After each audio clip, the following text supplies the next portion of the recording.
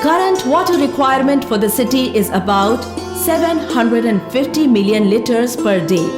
However, less than 450 MLD is supplied through water utility. The gap of 350 MLD is met by indiscriminate and unplanned exploitation of groundwater. The overexploitation of groundwater has resulted in average depletion of water level by 10 meters, especially in the central part of the city during the last decade. In Lucknow, the average fall is 56 centimeters per year. Each year, aquifer was recharged like a bank account is recharged. Suppose there is a bank account and you and your family, everyone is authorized to withdraw money from there. What will happen? You will withdraw money, your wife will withdraw money, your son will withdraw money. Everybody will go on withdrawing. And if no one puts in money there, in no time you will turn red. Similarly, in a groundwater account, each society member is an account holder. If they go on withdrawing water, there is no recharge because of less rain, because of changed rainfall pattern. The water account goes into red. The city produces 400 million liters as wastewater every day. Out of this, only 40 MLD gets treated and remaining 360 MLD gets drained directly or indirectly into the river through 27 major drains, virtually taking life out of it.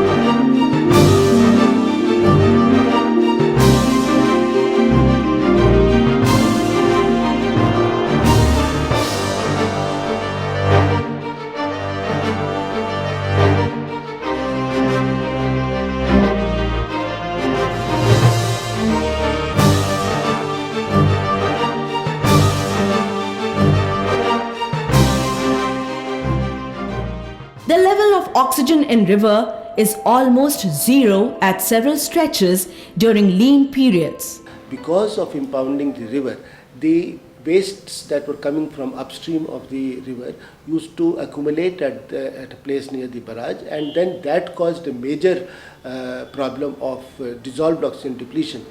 Ideally, level of dissolved oxygen should not reduce from 5 mg per liter. But water at several locations along the city shows no traces of oxygen, or almost as low as 1 mg per liter. This indicates higher amounts of oxygen from river water are getting used in degeneration of organic waste. Since the volume of wastewater discharge is increasing, BOD or biological oxygen demand, an indicator of organic pollution, is also going up. A healthy river should not have more than 3 mg per liter of BOD, but Gomti has not less than 18 mg liter of it. The increasing level of pollution in Gomti and lack of sufficient dissolved oxygen have already started affecting the aquatic life of the river. There have been incidents in the past where there have been cases where some fishes have died due to sudden discharge which has taken place from one of these chemical factories or the distilleries. Even recently this happened and action has been taken by the Pollution Control Board against these factories, and it has been taken for the future also that we will not allow any discharge of effluent from these industries into the river, so that the aquatic life is maintained. We could see fishes jumping out of water and dying because of asphyxia. The death were not due to toxins. The death was because of a lack of oxygen. According to a report by IITR, fish in the river have been contaminated with various organochlorine pesticides. The pesticides residue in agricultural fields is getting washed away and drained in the river. And because of its higher persistence, it remains in water for long. The problem is obvious and the river is degraded. So many plans have been made and executed, but the pollution level in the river is not reducing. It is a great paradox that everyone, be it government, NGOs, development authorities and citizens, all are concerned about it, and they wish to do something about it, but their actions do not match their words. If we continue with the same trend of development,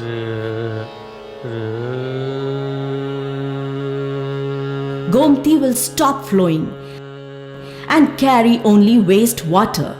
Effective steps are urgently needed to treat wastewater being discharged in the river. There are plans to build up one of the largest sewage treatment plant in Asia. This is with a capacity of 345 MLD, which is being done up here in Gomti Nagar. And once that is done up, all these drains are likely to be diverted to that sewage treatment plant, not meet the Gomti, and that would solve the water quality problem.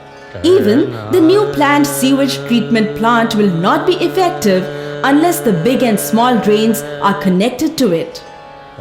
Gomti will be affected severely by the passing of time. The carelessness and indifferent behavior of present generation amidst the decay that has eaten into the fabric of the city. Shami Awadh along the river banks seems to be battered to the background. However, the hope survives. So there's going to be support from the state level, from the national level, and with this kind of support, I'm sure that the future is bright, and I'm sure we will be able to maintain the cleanliness of the water of the river Gomti.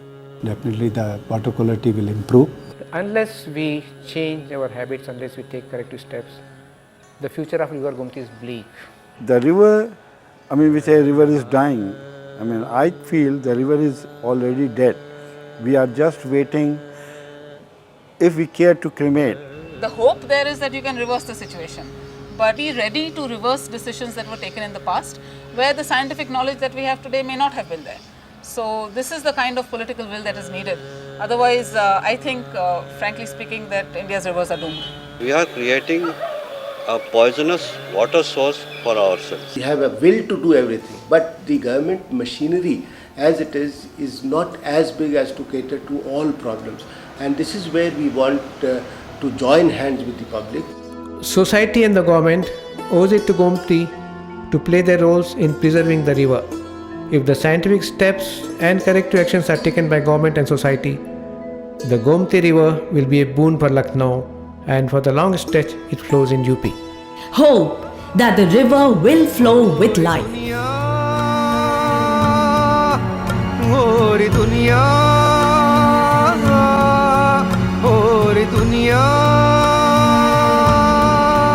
जैसी बची है वैसी की वैसी बचा लो ये दुनिया, अपना समझ के अपनों के जैसी उठा लो ये दुनिया।